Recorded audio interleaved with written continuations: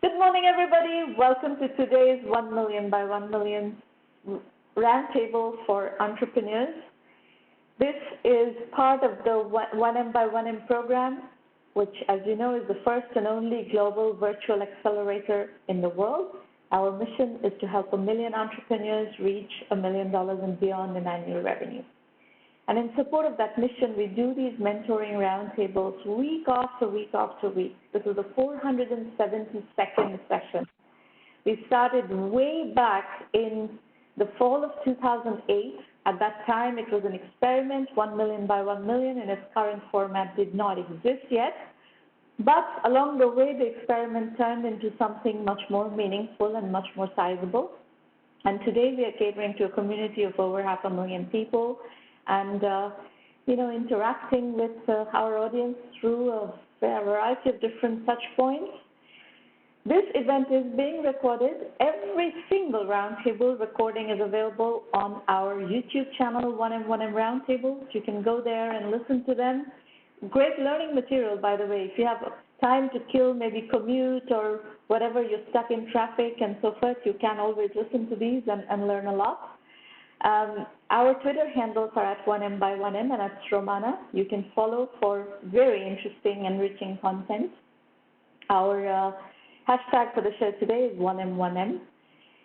Now, this is a roundtable, not a broadcast, so we want the audience to participate as much as you would like to. I will put this the slide back up when we are ready for call-in. We have some scheduled programming before we open the line up.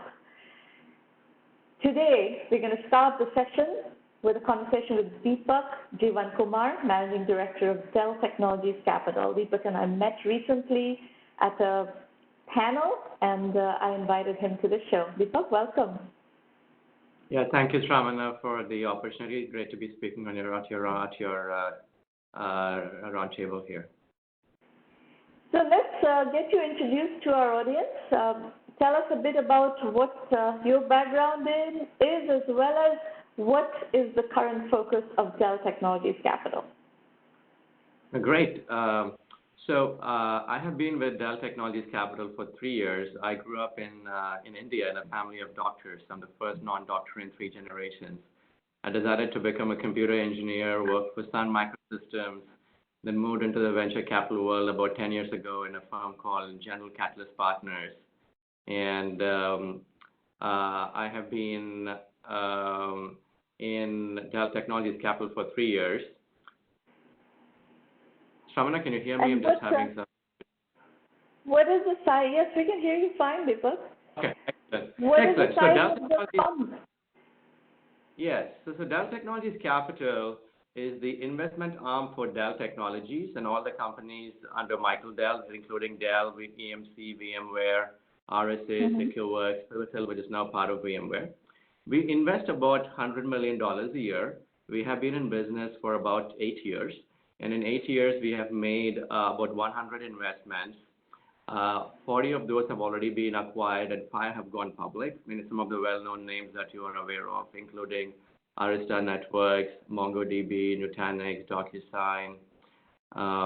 And we invest about $100 million a year, mostly in Series A and Series B, sometimes earlier and sometimes later. Yeah, investment check size goes from $5 million to $20 million, depending on the stage of the company. We mostly lead or co-lead the rounds. And the investment focus areas are anything in enterprise infrastructure, from cybersecurity, cloud infrastructure, developer tools, to semiconductor chips, storage, networking. And sometimes we do a little bit in the middleware and application layers as well. And Deepak, can you elaborate a bit on when you do Series A investments, what do you want to see in terms of proof points? Or do you have a particular, if you're doing, let's say, a SaaS deal, do you have a particular MRR or ARR that you are targeting? How do you benchmark those deals? Yeah, it's a great question. And I think enterprise investing probably has the highest variance in what we look for in Series A. In consumer investing, it's probably, it's usually some version of consumer traction, be it number of users, number of daily active, monthly active users, and so on. In enterprise investing, it varies. So if it's like a semiconductor company where you're creating chips, you probably are not going to have any revenue when you take the Series A investment. You're probably not even built or designed the chip. So then we look at the background of people, of the founders, whether they have chips, whether they have actually designed and shipped chips before, and why they are the right people equipped to do this. Because we are going to give them like somewhere between $10 to $20 million between the A and B without having any revenue. On the other hand, if it is like an open source company, and where you're creating a company around an open source project, we look at open source community traction. I think one of the metrics used today is number of GitHub stars. Then another metric uses number of downloads and how many people are actively using the project. So usually, for open source companies end up raising a seed round first and then come to a Series A. And by Series A, at least part of the project is in the market, and you are having somewhere between 100 to 1,000 GitHub stars. The other piece of the metrics is not just like how many stars you have, but can you actually build a big company out of this, and why are you the most well equipped to build a big company? And that's where we look for what we call as authentic entrepreneurs. Why are you the person who's well equipped to create this product? Do you have an authentic story behind this? So then if we go to cybersecurity companies, there are some cybersecurity products which take a long time to build, and so we don't look for revenues for those. But there are many cybersecurity products which you can actually build with seed capital. And typically we look for between half a million to 50K, like 50K to $500,000 in revenue from customers there. If it is SMB focused, then it's probably lower, but we want to see more customers. If it's enterprise focused, big enterprise focused, then we are looking for a handful of customers or design partners, and them saying, hey, we are using this in production, or we are going to put this product into production soon. Now, hopefully that answers your question, but this is one of the challenges of enterprise investing. There is no one bar, unfortunately, that we can look at unlike consumer investing. Yeah, well, and also I think, we make a distinction between fat startups and lean startups, and some enterprise products tend to be fat startups.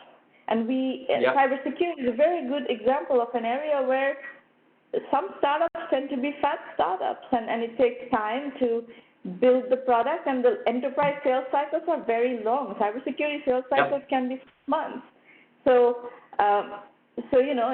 what we have actually in our portfolio right now, we have some excellent companies that have built very interesting cybersecurity products that, in one case, it's pre-revenue because it's negotiating these very long sales cycle deals. In another case, actually, since you and I met recently at a Indian entrepreneur event, a Tamil entrepreneur event, we are very active in the India-US corridor. So in this other case, we have another cybersecurity company that has actually very solid customers already in the Indian market, and they have a good pipeline that will get them to $1 million in revenue in the next 6 to 9 months. That pipeline exists, but those are Indian customers. They don't necessarily have US customers yet, and they're looking for funding to come to the US. So these are all, as you said, enterprise investing is diverse, and these are all scenarios that are coming up in our practice. No, thank you. So let's talk about geography, since we just started touching upon that. Tell us where you're comfortable investing in. Yeah, so we do invest globally, but not equally in all countries. There are some historical reasons and some practical reasons. One of the things is, venture capital is a very bespoke business. It's not easily scalable. It's not giving money and going to bed after that. So we have to really, we are active investors. We take board seats. We lead and co-lead rounds. So we need to be in a place where we can help the company. and it's a huge determinant. So we have a team in Palo Alto. We have one of our managing directors in Boston. We have a couple of people in Israel. So we mostly invest in the U.S. and Israel. And Israel, as you know, is a pretty big ecosystem for cybersecurity and some enterprise entrepreneurship innovation. There's been a boom from the startup nation. We also made a few investments in the UK. About 3 years ago, we invested in this AI chip company called as GraphCore that came out of the some of the universities and research centers in the UK, and they are basically building a much faster version for an AI chip that can hopefully create another quantum leap in deep learning. This is a very hardcore enterprise infrastructure company, and we found them in the UK. Mm-hmm. And talk a little bit about some other portfolio companies that are significant and are representative of your investment thesis. And as you do that, help us understand how you encountered them, what did they have by way of proof points, and what is it about those companies that attracted you enough to make those investments? So what I'm trying to get to is help our audience understand your thought process around evaluating investments. Yeah, no, definitely. So I think there are a few ways to approach this question. So let me take a couple of different options. So one is like, how do we source deals? So sourcing deals comes from trusted network that we have from angel investors, other entrepreneurs, and also customers. So we have a strong network of CIOs and CISOs, and chief information officers and chief information security officers of Fortune 500 companies, and we keep polling them very frequently on what are the new products that you've come across, and have you come across any interesting entrepreneurs who have come and pitched to you recently? Because many good entrepreneurs go and find customers first before they raise money, or design partners first. So I think these are the three sources. And then there's another source, what I would call as serendipity, and this includes we very frequently scan the rising projects in GitHub for open source companies. We have systems in place to understand if there are second-time entrepreneurs who are now part of big companies because the first companies have been acquired. Now they're coming out to start a second company. We invest both in first-time and second-time entrepreneurs. Both are tricky in their own ways, and we have had equal success with first-time and second-time entrepreneurs. Like Arista Networks was second-time entrepreneurs and serial entrepreneurs. So was Zscaler. Then a lot of our recent companies which have been acquired. So one of our companies in cybersecurity space called RiskRecon was acquired by MasterCard. That was first-time entrepreneur, and we heard of RiskRecon through an angel investor in cybersecurity and through one of the top 5 banks which were using them. So the thought process once we hear about startups is, one, are you the first question we ask is a market question. Are you part of the future of the world story or past of the world story? And that is very important because future means growth. If you look at like for example, I think the future is multi-cloud, which includes hybrid cloud. So we like startups that have strong multi-cloud or hybrid cloud philosophy. Then how are you securing some of these changes happening with new hardware, new clouds? And that's a cybersecurity thesis. In cybersecurity, we look at category transformation and category creation. So are you part of category creation or category transformation, where you're taking an existing spend, but you're building a far better product? Category creation is like this: nobody's spending money for that problem today, but it's becoming a bigger and bigger problem. Like cloud security became a huge problem. We have a good fortune of investing in multiple cloud security companies that have done well. Like example, Twistlock, which wrote the container and cloud wave. So as people started using containers, they needed to secure containers. And Twistlock got acquired by Palo Alto Networks for $400 million plus recently. Another example of that is we are investors in this company called Netscope, which is securing SaaS applications. That's where they started. Now they do far more than that. We are investors in this company called Adalarm, which has been acquired by Microsoft, and they also secured SaaS applications. Now it's a core part of Azure security. And then we invested in a company called Redlock, which secured AWS as part of Palo Alto Networks now. So we look for what I would call a secular trend in different parts of IT and see if cyber would play a part of it. That's one investment thesis we have in cyber. Then the other part is the people. Why should we invest in a certain set of people? You can invest in so many sectors, but we need to pick the right teams to ride on a disruptive wave. And I think the few things we look for, one is entrepreneurs need to be very, very intellectually curious. Then two, they need to cut through all parts of red tape that is available. That's in this world. There's more red tape gets created always. Three, they need to be great recruiters.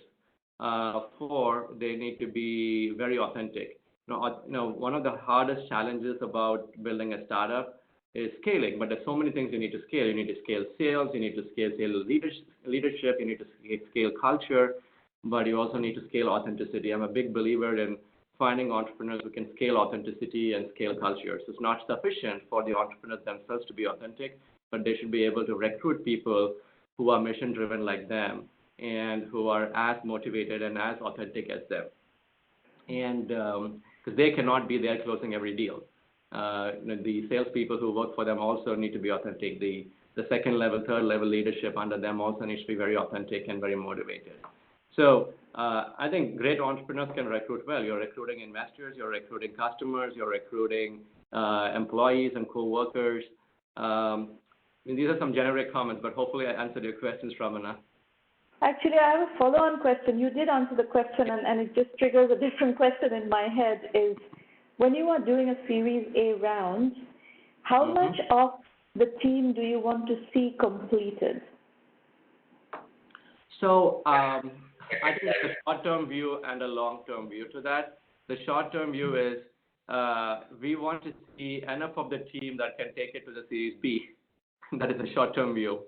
And the long-term view is, do you have a plan in place to actually recruit the right leadership for a big company? So, for example, in most enterprise companies, I won't speak of consumer companies, for most enterprise companies, half the time we don't need a VP of product for Series A because the founders are the product leaders. Then we might not need a VP of finance because we can use the part-time CFO, and there's so many very good part-time CFO services. We might not even need a VP of engineering if the engineering team is small, but usually like a VP of engineering comes in between Series A and Series B. We definitely need the founders, and we definitely need somebody who can sell the product. Sometimes the founders are very good in selling, so that's great. If not, we would really encourage them to hire like one or two startup salespeople. And there are very few good ones who can actually go and walk into one of the top 5 banks, top 5 media companies, some pharma companies, and pitch a product and get a deal done. However, if the enterprise product is more on the SMB or mid-market side, we like to see somebody with growth hacking abilities. Who can look into the marketing, who can look into different kinds of creating pipeline, and keep the cost of customer acquisition low, because then your ASPs are hundreds of dollars to thousands of dollars. It's not hundreds of thousands of dollars.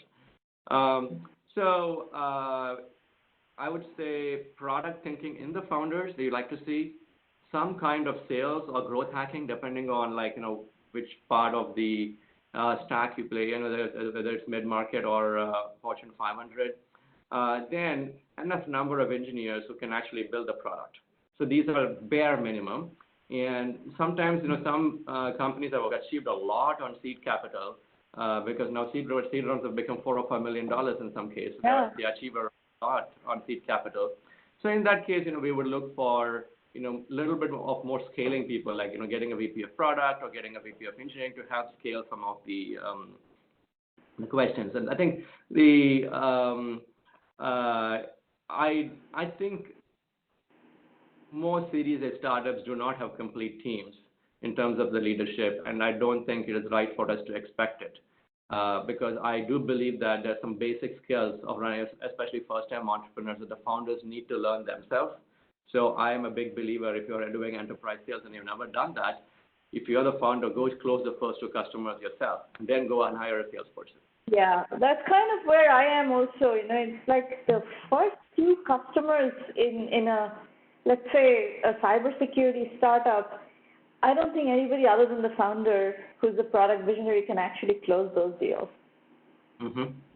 It's very difficult to get somebody from the outside to come and sell that deal because it's too soon.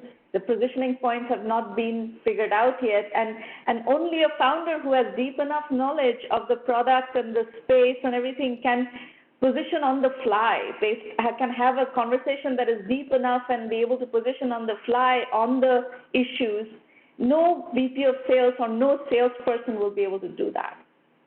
I agree, and that the authenticity in a founder's talk can't be repeated by anybody else. Yeah. Okay. All right. So let's talk about a couple more case studies of companies that you've invested in that you're particularly excited about, and what do we learn from that? What do we learn about trends? That's kind of where I want to lead this conversation is in the enterprise. Where are we going?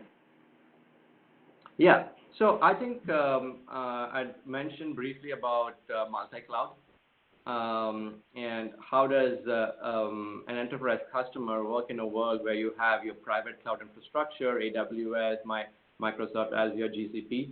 So that we have made many bets on that. On the security side, we bet on a company called Redlock, which provides continuous security for AWS, Azure, and GCP. Now it's part of Palo Alto Networks. The more important thing about multi-cloud is it's easy to move applications, but it's very hard to move data around. And so we have made a few bets in that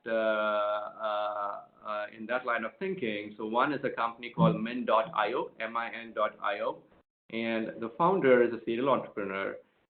He sold a company to Red Hat called Gluster before this, and Gluster was one of the first open source storage systems.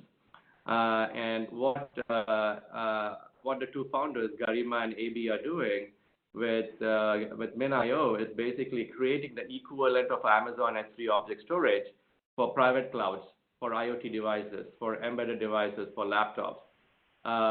So when a developer is used to working on Amazon S3, he or she can get exactly the same experience, whether they're working on the laptop, whether they're working on Azure, whether they're working on Google or your private cloud, or in some kind of a Raspberry Pi or embedded device. And this is actually one of the fastest growing open source projects of the last 2 to 3 years. They have more than 300 million Docker pulls, which is like one measure of open source downloads. Yeah. And many big enterprises are using them. And we like the story of the entrepreneurs really well because they knew how to build the open source community. They knew how to build storage products, and they are very authentic. So Min.io is an example of a company that's in the multi-cloud, I would say, storage layer that we invested in. Another one in a different part of storage layer is a company called Yugabyte. Yugabyte was created by the people who led the data infrastructure team for Facebook. So that the products that they created inside Facebook, are the ones that power Messenger and Newsfeed and others, and they had contributed to many open source projects like Cassandra and HBase before. So they've taken their life's work at Facebook, and before that they were at Oracle, to create a database that can work across multiple clouds.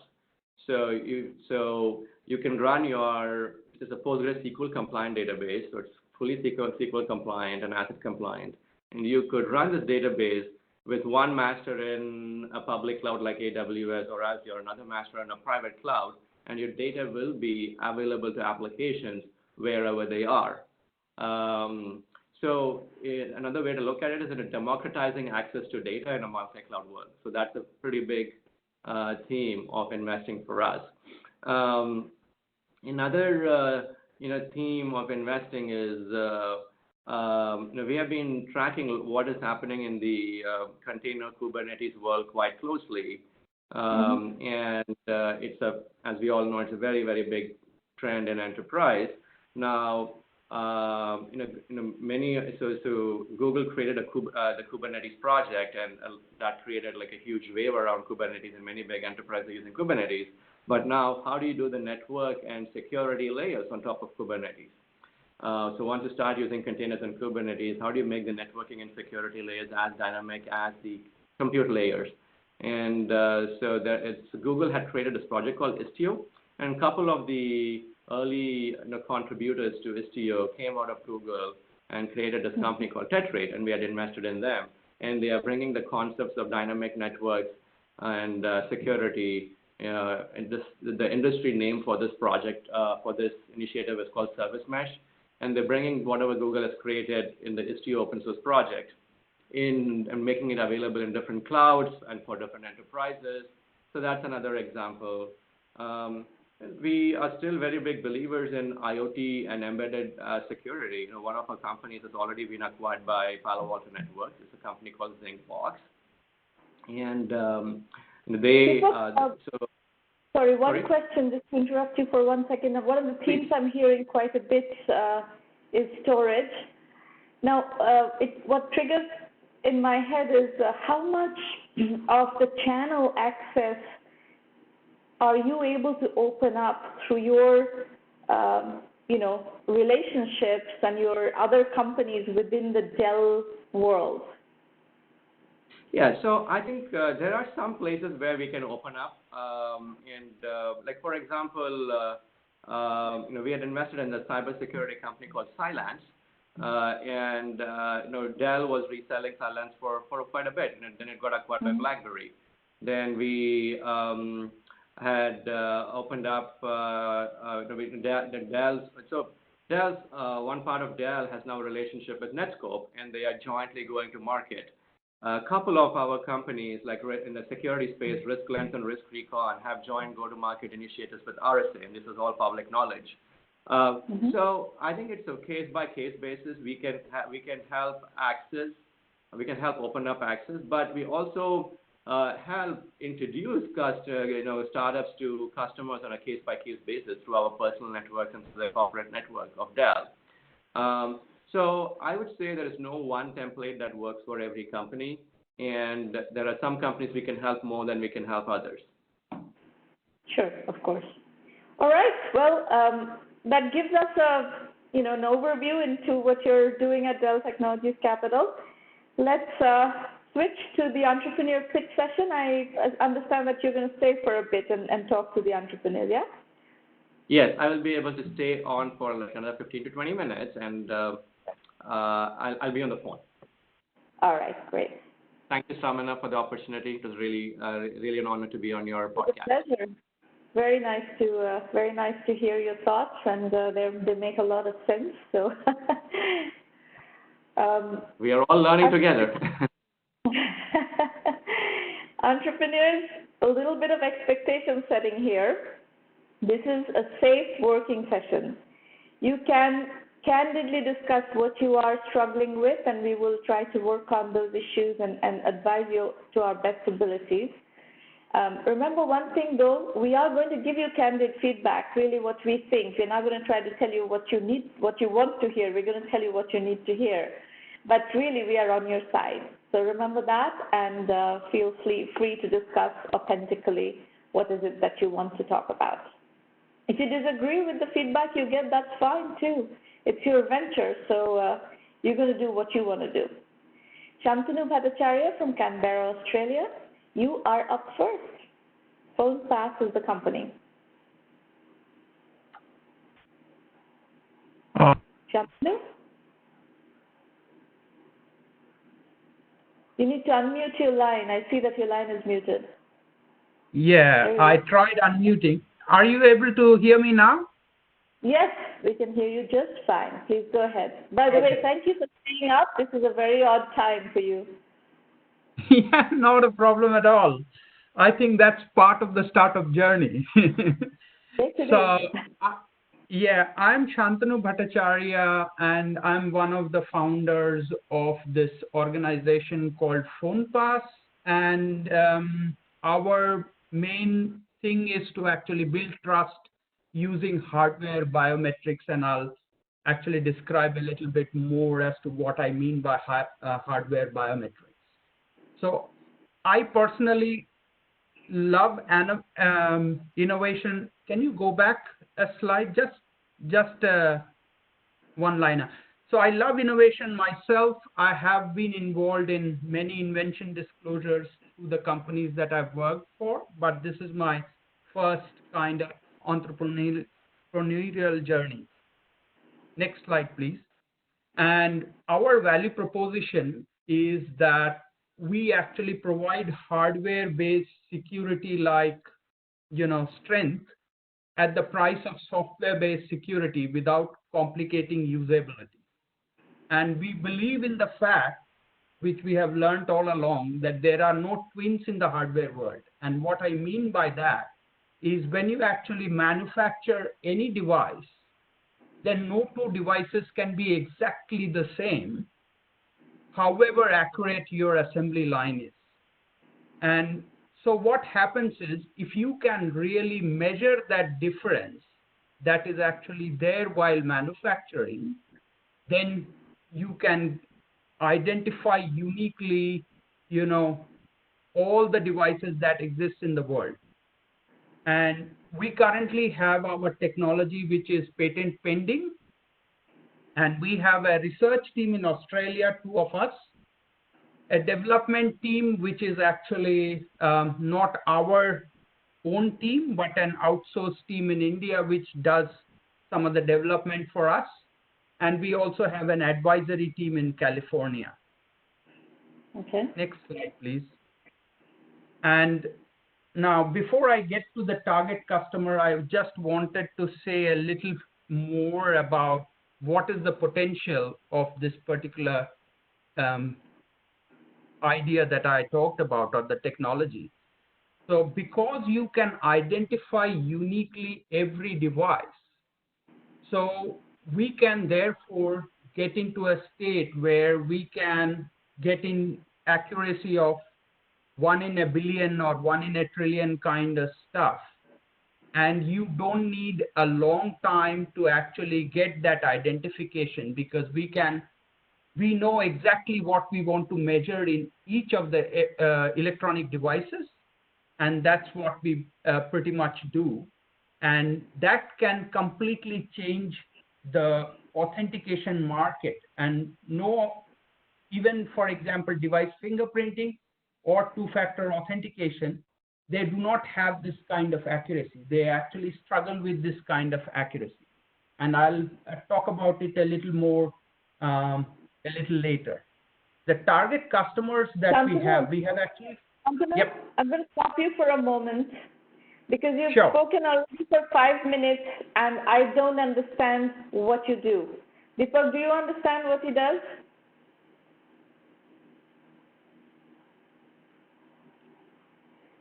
So we have to help you learn how to pitch this better. And let me give you a bit of guidance on how to pitch this better. Maybe because you're talking about something that has, you're talking about target market, target customer, etc. Maybe you want to start with a bit of a competitive positioning, like what happens, what is the state of the union today? How is this problem being solved today, and what are you bringing to the party that is different and substantially improved? Exactly. Because right now your pitch is not a focused pitch. It's not, in a pitch, by the way, all of you who are listening, if you have 5 minutes to speak and if you end up in this condition where your audience doesn't understand what is it that you're doing, that is very bad, because mind share is incredibly valuable. You will not get mind share unless you can grab mind share and cut through the noise in 30 seconds to a minute maximum. So you cannot afford to waste 5 minutes of anybody's mind share. Then we have tuned you out. If you waste 5 minutes of my mind share, I've tuned you out. So let's start again. Forget your slide deck. I'm not interested in your slide deck. This is not a good slide deck. Let's start. Try to explain to me in 30 seconds, what problem are you solving? How is that problem being solved today? And what do you bring to the party that's different? Right. So two-factor authentication is our first use case. So I'll actually explain what's our differentiator there. Currently, what happens is when you try to, for example, go to a vendor's app on your mobile phone or on your desktop or wherever, what they do is they actually send you a two-factor authentication information like an OTP over your mobile phone. And when you get it on the mobile phone, the inherent assumption of the sender is that any mobile device which receives that OTP is the one which is actually the right candidate for doing the transaction or performing the transaction. Correct. But that's actually not the case, because it's very easy to actually fool, if I may call it, the telecom network, because the telecom network started out as a trusted network. So what happens is I can get an OTP message meant for you, Sramana, without you even knowing about it, and you won't even know that you actually were supposed to get one OTP message. So that's the kind of problem that we are trying to solve. What we are saying is, because I will be able to uniquely identify your mobile device, so I will definitely know whether it is your mobile device which is actually trying to perform the transaction. And that's where And how do you do that? What are you putting in my mobile device that you would have that? You're putting biometric authentication in my mobile device, which is required to do the two-factor authentication. That's your strategy? No, we don't do biometrics. We are at least 9.9 million times better than biometrics, the best biometric available, which is iris scan. What we do is we actually measure the hardware properties of your mobile device. Like I said, no two devices can be manufactured exactly the same. So for example, on your mobile phone, I can use accelerometers, gyroscopes, magnetometers, and whatever else. We can actually use one or multiple to identify the unique properties of the mobile device itself. So we don't even use anything like IMEI number or any such stuff. We actually measure the signals received from the sensors existing on the mobile device and pass it to an algorithm on the back end to generate a biometric of the hardware itself. And that's what is unique about our solution. So even in the device fingerprinting space, they use, for example, which OS, what are the settings and things like that, which can be changed. But we use immutable characteristics of the hardware to determine the hardware device uniquely. And we can get and what, Deepak, Shantanu, what validation do you have about that your technology works? Yeah. So what we have done currently, we have actually got a proof of concept which works end to end. And what I mean by that is we actually have developed mobile apps, and we have some software in the back end in AWS, and we have created a dummy website which we can actually use to demonstrate that the technology works. About the kind of accuracy that I'm talking about, we've tested it in lab, and we've seen that we can get to 1 in a billion very quickly, and we believe we can actually get to 1 in a trillion devices, which will be very relevant considering the number of internet connected devices. All right. So there's no customer validation. It's all lab validation at this point. Let's talk about this first licensing customer, this Australian water project. You have a deal with them? So we have got a commitment from them right now, at an oral commitment, but we do not have a sign on the dotted line yet. We are in the process of getting that done, but that's a large multi-billion-dollar project. That in Australia, drought is a big problem, so water is a scarce resource, and what they want to do is they want to actually plug the fraud which actually goes in water consumption. That's where they want to use our solution. And we, And Shantanu, just like some feedback. We just talked about two-factor authentication on mobile phones. How does that get applied to, what is the use case we're talking about here? How does I'm sorry, I'm completely confused now. Yep. So in the water project, what happens is, for example, if I'm a farmer and I'm trying to request for 1 megaliter of water, then what I need to do is I need to actually sort of make a request online and sort of authenticate that this transaction is done by me. And that's where the two-factor authentication comes into the picture. Later on, they have also promised to use our solution in the IoT space, because we can strengthen the IoT authentication or IoT security as well quite a bit. And that's where we will actually pitch in our next phase. But right now they are going to sort of plug in the fraud by the users.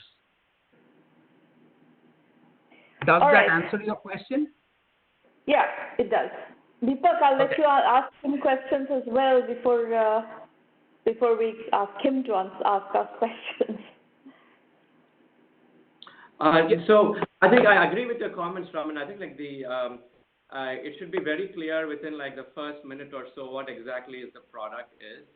And the other thing, Shantanu, is that there are a bunch of companies doing many things very similar to what you're doing, including like what you talked about, looking at hundreds of characteristics of the phone to figure out if it's like to differentiate between one phone to the other. So it'll be good to know why your algorithms are better than the others. So we didn't see anything about competitors. So if I were doing the pitch in 30 seconds, I would do something like this. Hey, we have this unique way of uniquely identifying phones based on 100 different characteristics, including hardware characteristics, and this results in an extra factor of authentication. And we have benchmarked against competitors, and our algorithms are have 30% more efficacy or whatever that number is. And because of this, there's this huge market that we can address. And of course, these are 2 or 3 friction items. People are so used to passwords, really hard to get off them. But these are some data points. We're talking with, the water project you're talking about in Australia, and so on. The one other part of the page that's not believable to me is the amount of profits that you say that you are going to hit in 4 years. Even a extremely good company like Facebook did not hit those numbers in terms of profits. So it doesn't pass any reality check, honestly, like what you're saying in terms of profit projections. So whatever you pitch, it has to be realistic. Deepak's point, this slide does not belong in your pitch deck. Part of the problem is you need to learn how to pitch. This kind of numbers just does not belong in a pitch deck. So you're way off in how you're pitching. You need to learn how to pitch. So Deepak, please continue. No, that's it. I mean, it has to be realistic and have to be concise.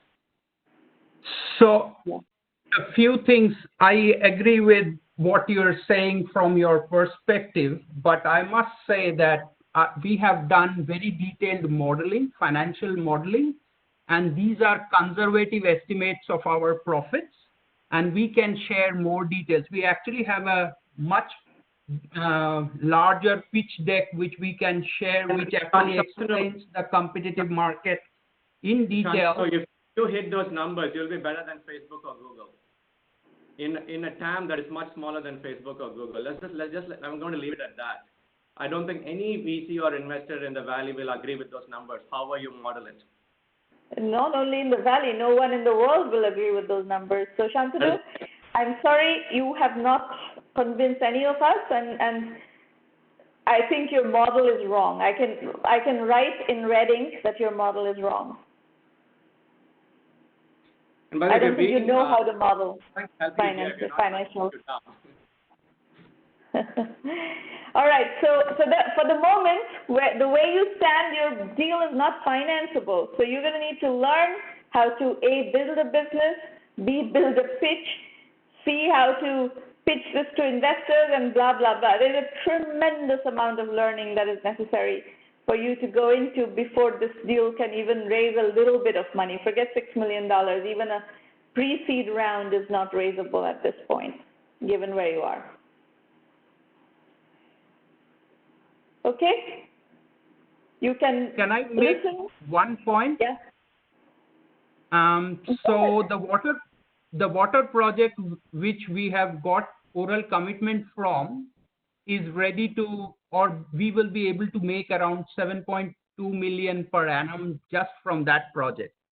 And what we are also doing is we are talking to some billion-dollar well-known companies who are one of them has agreed to sort of trial our solution. So I don't think we are completely off in terms of the financial projections. We've done very conservative estimates. I don't know how we compare against Facebook because I don't have the details. Shantanu, we agree to disagree. You build your business. We wish you all the best. You're not listening, so we have nothing, no value to add in your process.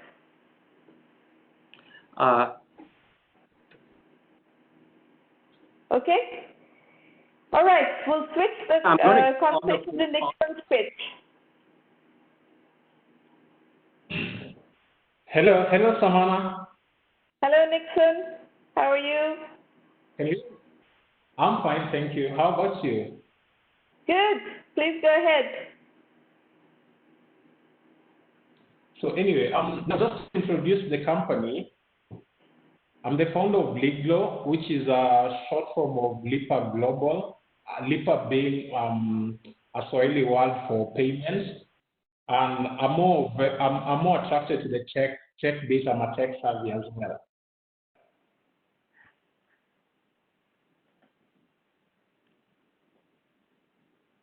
Hello? Okay. So what Liglo does, actually it enables and facilitates payments across different transactions between business and customers.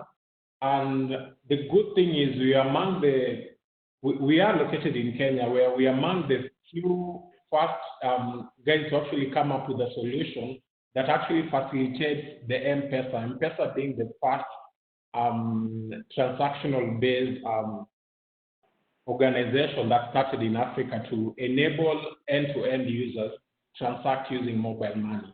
So it's an advanced mobile money payment solution that we are bringing into the market.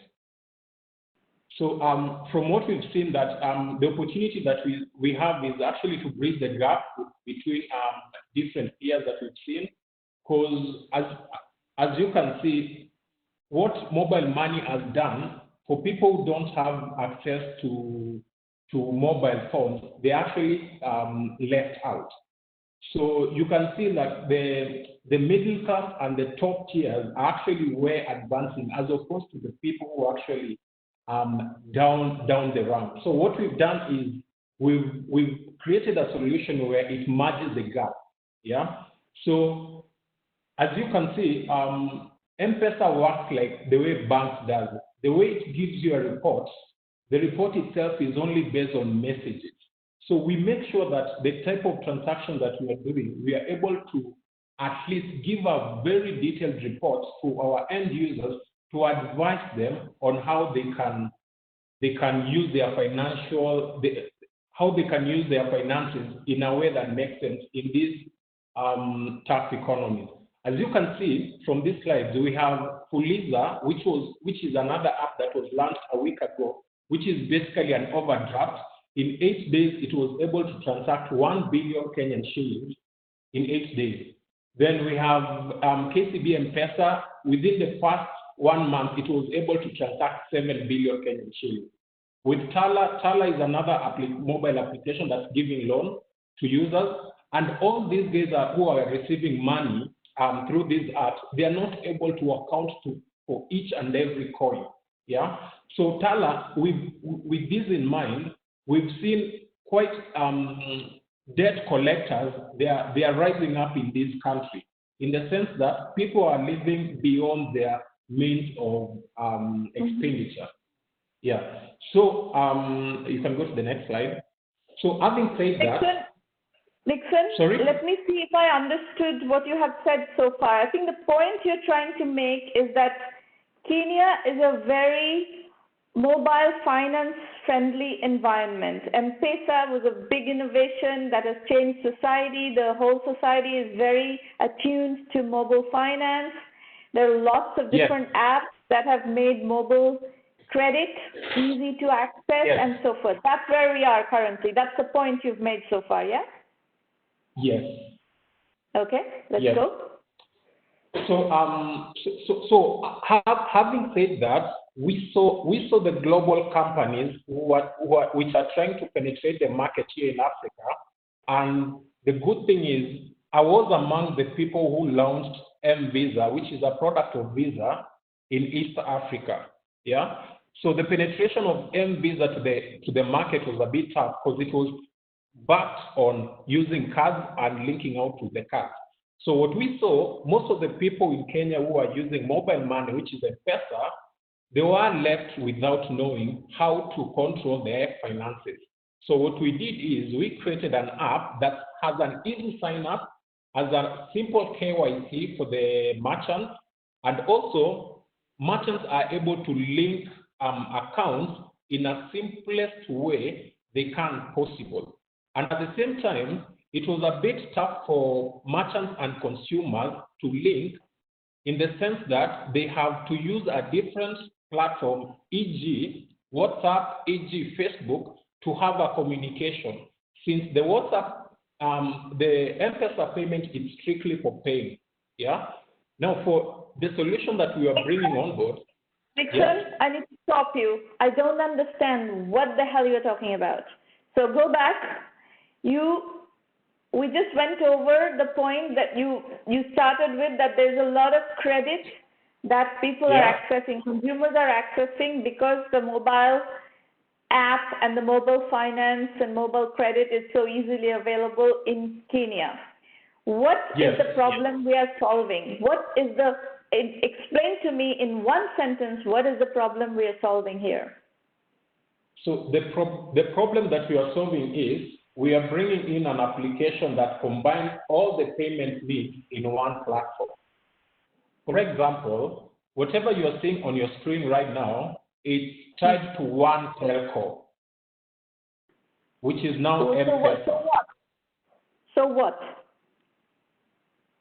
So what we are solving is, if you look, the number of transactions that we are getting on a daily basis, it's only one user who has multiple accounts, yeah?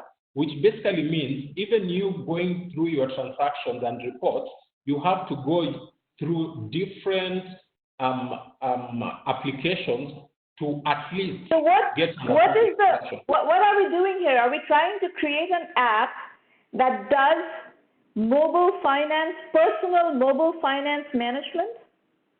Yes, it does.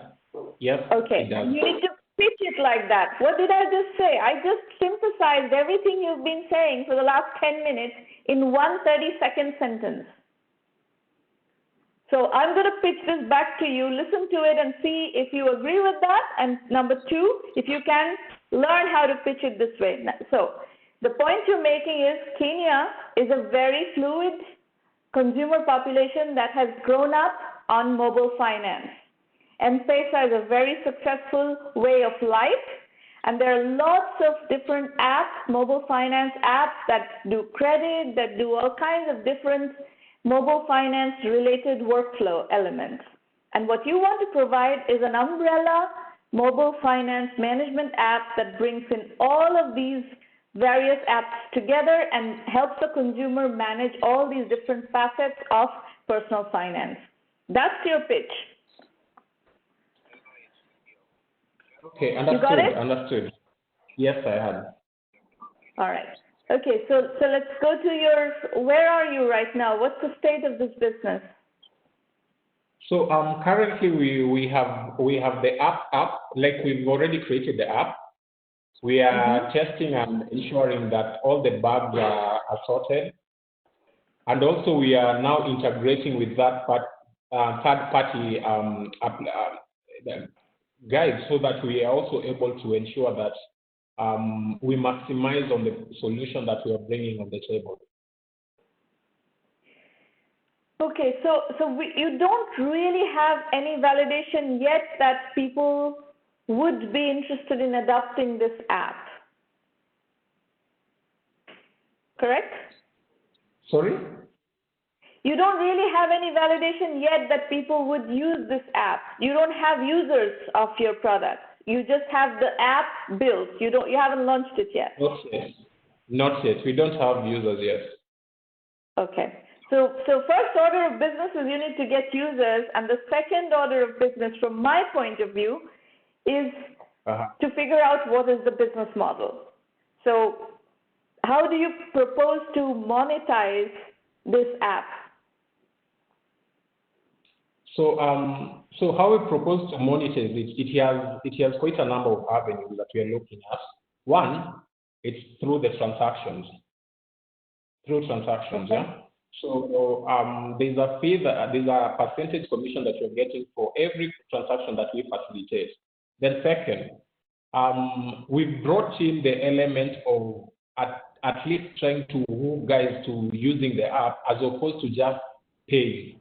One is if we have an example, if we have 100 users who are paying at KFC during lunch hour, yeah, it sort of has a trending feature, yeah. Then of course Hold on, Nickson, just a second. Let's go to your first assumption. First, monetization assumption is transaction fees of every transaction. Have you talked to all these other apps? Are they willing to pay you transaction fees? Yes, we have. How many app vendors have you talked to who are willing to pay you transaction fees? So now, just to bring you up to speed, what we've done is we've used APIs to link the Liglo app with the other third parties app. So what happens if each and every transaction that happens within the app, it's now pushed to the other side at a fee that we have agreed internally.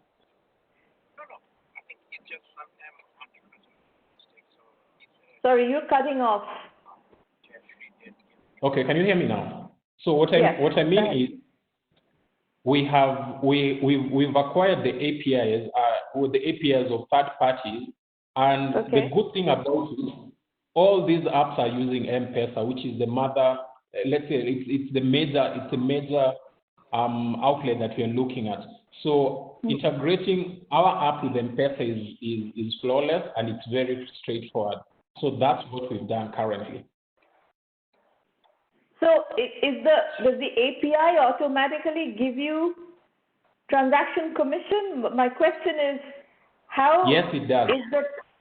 Okay, so it's built into the API. The assumption of all these different apps is that there will be other people who are building on top of their API, and they're going to be paying transaction commissions through people's usage of the API. That's the assumption that you're working under.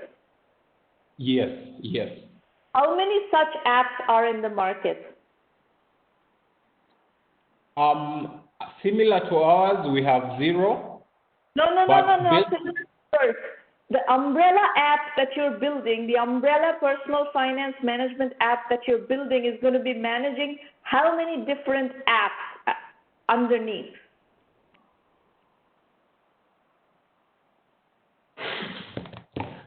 So the app will consolidate a lot of payment platforms. So it will consolidate, it will be managing, it will be connecting to 9. You're talking a lot of blah, blah, blah without answering my question. The point that I'm trying to make, and this is something you should investigate in how to position this business, is if you want to do an umbrella personal finance management app that sits on top of a bunch of different other apps, it needs to be comprehensive, right? There need to be other apps to manage. If there are 2 other apps underneath and you sit on top of 2 other apps, you have no case for being in business.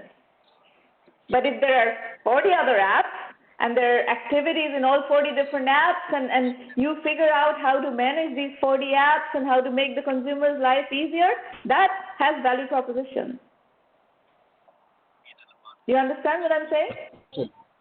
Yeah. All right. I think we've dialogued a bit. Hold on one second. Let me see if Deepak has comments for you. Yeah, I think just one comment. Agree with everything that Shravan has said. It will be very good to get a user perspective. How was the life before, and how is the life after using your app? The second thing Yeah. is uh, the go-to-market stuff is not clear. How are you going to get get your app in front of the first 100 users, 1,000 users? Because honestly, this is going to be a user acquisition play, and so any creative ideas on user acquisition that you have are going to be very critical to know. And it's very expensive to acquire users. You need some sort of a virality built into the product, something that automatically, creatively engineers virality. Good consumer apps that have done well are those that have virality built in. Okay, we're going to stop at that. Nickson, thank you for your presentation. Good luck. You're obviously operating in a very, very, mobile, finance-friendly customer base, consumer base. So you have a right playground to experiment. You will figure out answers to the kinds of questions we've asked you today, and good luck. So, Thank you. to the people who are listening, I have one ask, which is if you like what we are doing here, please refer serious entrepreneurs to 1 million by 1 million. And I'll caveat that word serious because it's in bold for a reason. Entrepreneurs need many years to build a serious company. If you come here with expectations that are unrealistic, that you're going to overnight build 40 million in revenues, I don't think that's a serious entrepreneur. I don't think that's a viable entrepreneur. So that's not the kind of entrepreneur we are interested in working with. The other criteria is that if you come here, I assume that you're coming here to learn, because we are primarily a learning organization, a place where you come to learn. If you think you know everything, we have no role in your life. So this program is not for everybody. One of the reasons I pushed back on Shantanu earlier is because I didn't get the feeling that he's interested in learning. He wants to raise money. He's already decided that he wants to raise money. Now, this is something that you have to take into account, is that there is a fundamental idea of fundability. You heard in my conversation earlier with Deepak, I was asking him questions about what do you consider fundable? As an investor, what do you consider fundable for your stage of investment? Every single investor out there has a criteria. There are different classes of investors, different stage-focused investors, different types of investors in terms of sectors. There's like all kinds of varieties. Just like you're looking for product market fit, you're going to need to find investor entrepreneur fit. And if you come here and declare that you are ready for financing, and I don't think you're ready for financing, you and I cannot work together. This is why I think, my observation or my assessment is that, Shantanu, this is not the program for you, because you are not interested in listening to what I have to tell you and what advice I have for you. You already know everything. So this is not the kind of entrepreneur we can work with. So in terms of resources and pointers, everything is at 1Mby1M.com. In fact, all the things that I just told you about financing is on an FAQ section on the website. We explain very clearly what our assumptions are or what our promises are about financing. We do not tell you that join the program and we'll get you financed. Over 99% of the entrepreneurs out there who seek financing get rejected, and a vast majority of them get rejected by VCs because they do not fit the framework of venture capital financing. So we happen to know a lot about this topic because this is what we've been doing for many, many, many years, decades actually. So we know what is financeable, what is not financeable, and I'm not going to bullshit you that if you're not financeable, I'm not going to tell you that you're financeable. So you have to accept that you're going to get absolutely blunt critique of whether you're fundable or not. However, if we get you to a point where you are fundable, if we pick you up at a point where you're fundable, it is not a problem to introduce you to our investor network. We do have a fantastic investor network, and investors actually love working with us because we don't sell them crap. We send them highly curated deals only. Okay, now in terms of your learning, let me explain to you a few things that you can look at learning from. The blog is fabulous. The blog has tremendous amount of information that you can learn from. In fact, while we're on the topic of investing, go to the seed capital section of the blog and start reading up on investor interviews and try to understand how investors think. You'll learn a lot. And if you're an entrepreneur, learning how investors think is part of the journey and part of the learning that you need to develop. You can also learn from the Entrepreneur Journeys book series. One of the key ways we have designed this program is by bringing over 1,000 successful entrepreneurs onto the platform, sharing their case studies, their entrepreneur journeys, and teaching us methodology through that. And we have synthesized over 1,000 of these case studies, including 100+ unicorns, 400+ venture-funded companies, 400+ bootstrap companies. We have a tremendous body of case studies, which is what we're using to teach you this program. And 12 volumes of books are based on this material, and the curriculum, the online curriculum that we have, the digital curriculum, has all of the case studies. These roundtables are a good place to learn, both live and recordings. You can continue to use them. Our full acceleration program is 1 million by 1 million premium. And we offer extensive methodology guidance. We have a great curriculum. We help you with business development. We give you intense strategy consulting, direct, completely unadulterated strategy consulting, feedback, mentoring, coaching. But it is very direct, and you have to be able to accept that kind of direct feedback. I talked about financing already. My suggestion to you is go to the self-assessment on the 1M1M website. It's a free tool. It's a set of questions that all investors will ask you about your business. You should be able to answer these questions before you go to investors. And if you're getting stuck on these questions, it's a very good idea to go study 1M1M Basic, where we teach you methodology. And Shantanu, I don't know that if you're open to it or not. If you do want to learn methodology of how ventures get built, you're most welcome to sign up for 1M1M Basic and study the curriculum and enhance your knowledge. You would benefit tremendously from that because you're lacking very basic knowledge. I saw your note.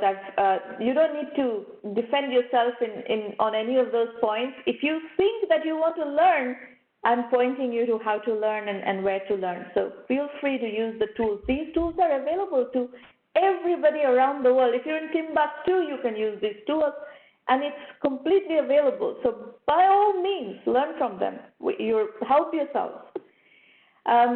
So go to the blog, go to the website, look around, start reading up on stuff. We have collected a tremendous amount of resources. We've described the program abundantly, what to expect from premium, what to expect from basic, video FAQs. This is how we can help you raise money, goes into the details of a lot of the things that I talked about earlier about what we can do and cannot do by way of financing. So go spend some time on the website and see if this program is for you. As I said, this program is not for everybody. So I don't want you in the program if you're not a good fit for the program. So please do the due diligence and see if your philosophy, your expectations match what we can deliver. If you need to talk to somebody to discuss whether you're a good fit or not, I will introduce you to Irina Patterson in a moment. You can talk to her before signing up for the program. As I said, our curriculum is case study based. We have over 1,000 successful entrepreneurs, their videos, my video lectures, etc. Our methodology is lean, capital efficient, bootstrap startups. Our philosophy is bootstrap first, raise money later. People don't want to finance you unless you have some degree of validation, and there are ways and means of how to show validation. And we have spent a lot of time understanding and fine-tuning how to do that, and we can definitely guide you in how to leverage those tools. free roundtables pretty much every Thursday right now. It's intense working period right now until about the middle of May. We have roundtables every week. We have online rendezvous every week. We have in-person rendezvous every other week. So there are lots of touch points through which you can interact with me. And hopefully we'll have a chance to talk to you soon. These are the call-in instructions. The line is open. You're welcome to call in and talk further. Irina is your contact on the 1M1M side. So please feel free to call her or email her if you have questions about the program, and she will talk to you to help you figure out whether you're a good fit for the program or not. All right, that's what we have in terms of scheduled programming. If you have questions, we'll take them from the public chat or from the phone line. Hi, Srivana. Yes. I didn't want to appear as if I know everything or things like that. I don't even say that I did it well and all of those kind of stuff. I'm happy to learn. What I was saying was the modeling that we did was, we thought it was conservative, but you think it is like too utopian. And I agree that I couldn't explain my value proposition in the time that you provided. So I agree that I need to improve my pitching and things like that. So, okay. Yeah. So good. That's a good attitude. Yeah. So what I wanted to know is, how do I validate? So are you sort of okay to sort of validate our slide deck or something like that to give us a little bit more of a reality check? I will not spend any more time with you unless you're part of the 1 million by 1 million premium program. So your only way of working with me is to join the program. Okay. Okay, I get that. All right. So, Andy okay. Bob, I do not want you to call in. You have been here before many times. You have disrupted our program extensively, and I don't want to spend time with you, and I don't want you to call in. So that's my harsh feedback to you. You're saying you accept harsh feedback. My harsh feedback to you is that you do not have my authorization to disrupt this program further.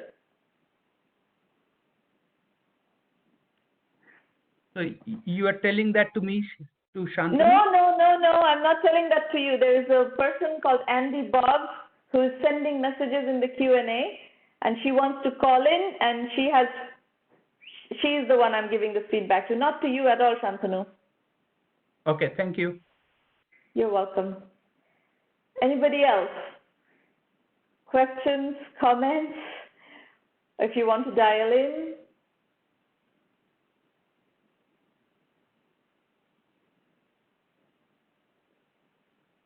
All right, no further questions, no further comments.